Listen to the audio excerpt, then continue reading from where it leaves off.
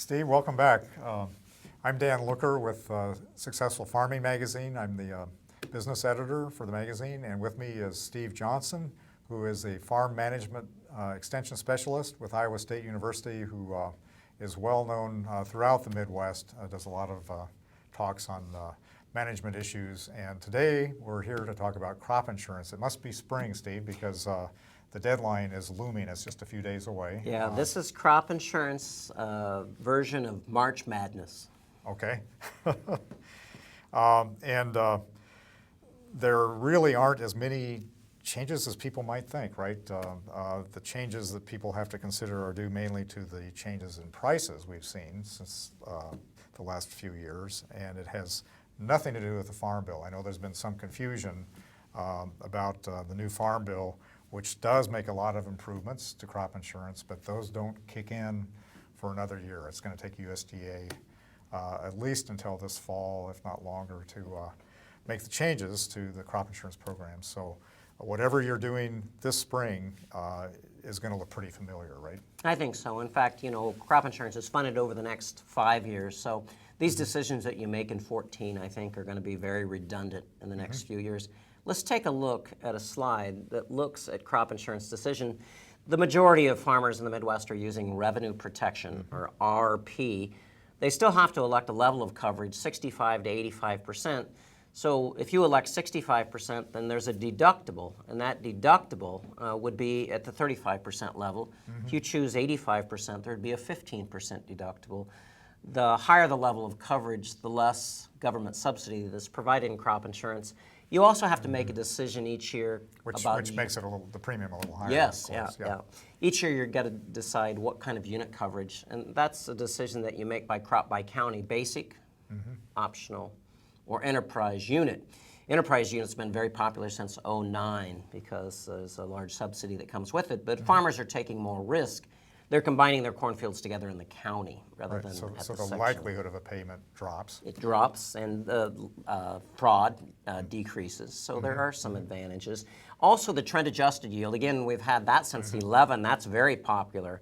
And Trend-adjusted. that's a really important decision to make, right? Because you have to do that every year. Every year, you have to let your crop insurance agent know by the March 15th deadline if you want that trend-adjusted yield. In fact, any changes that you want to make, you need to notify your crop insurance agent by that March 15th deadline. That's federal crop insurance. That's multi-peril crop insurance.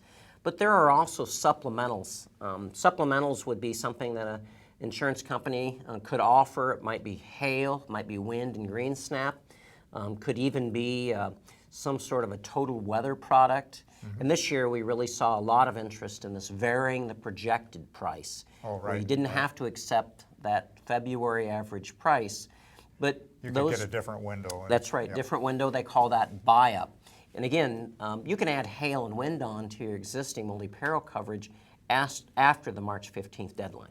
And actually, that March 15th deadline, it's a little squishy this year, too, because it falls on a weekend. Yeah, So, it falls on a Saturday. You're going to have until March 17th. So crop insurance agents are going to be pretty busy, so make sure you call ahead and get an appointment.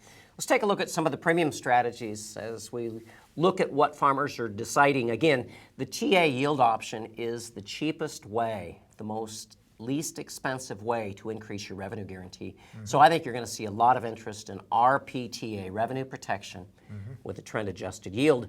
And then I encourage farmers to compare the savings they have in enterprise units versus optional units. That's county lines versus section lines. Again, they're taking more risk when they're in enterprise units, but there's a lower premium. And then I say go back and look at the appropriate coverage level. Using RP with the TA yield option, I'm seeing a lot of people in 2014 moving to higher levels of coverage. That's because of that drop in the February average price. right. That February average price is going to be about $4.62 per bushel corn with a volatility factor of 0.19.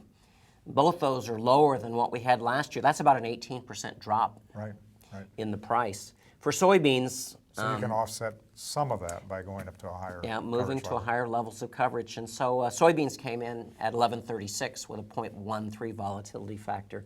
And then consider adding hail, both corn and soybeans, and maybe for corn, wind, green snap, and a delayed harvest expense policy especially if you are in enterprise units. I think this is important that farmers recognize when they are in enterprise units, there's a little more risk. Something like hail might hit some farms and not hit other farms. All crops and the are enterprise combined. unit's unlikely to pay on that. That's so- right. And so I think there's more risk than some people realize. And then if you're going to commit bushels to delivery, I'm a big proponent of pre-harvest marketing with crop insurance, revenue protection, and selling in the spring months, especially when we're above these projected prices. That's $4.62 a bushel corn and $11.36 a bushel soybeans in 2014. So we can add We've strategies. been seeing a nice rally, Yeah, and we're, that very well could continue for a while this spring. and again, I think last year we missed that early March window. People said, oh, we're going to go a lot higher. And after the middle of June, especially corn, we went a lot lower. So let's take advantage. Expect new crop futures prices to rally with spring planting uncertainty. And so I think the rally that we saw in February and early March, again, we typically see uncertainty. It's too cold, too wet, and too hot, and too dry. Depends on where you're at in the corn belt. Right. We tend to rally new crop seasonals. And then consider forward contracts and HTAs, especially the insurance bushels, those guaranteed insurance bushels. Again, we know that we're guaranteed our HTA, that APH yield, so we can use the actual production history times level of coverage. Let's try to sell when we're above $4.62 a bushel corn, $11.36 a bushel soybeans.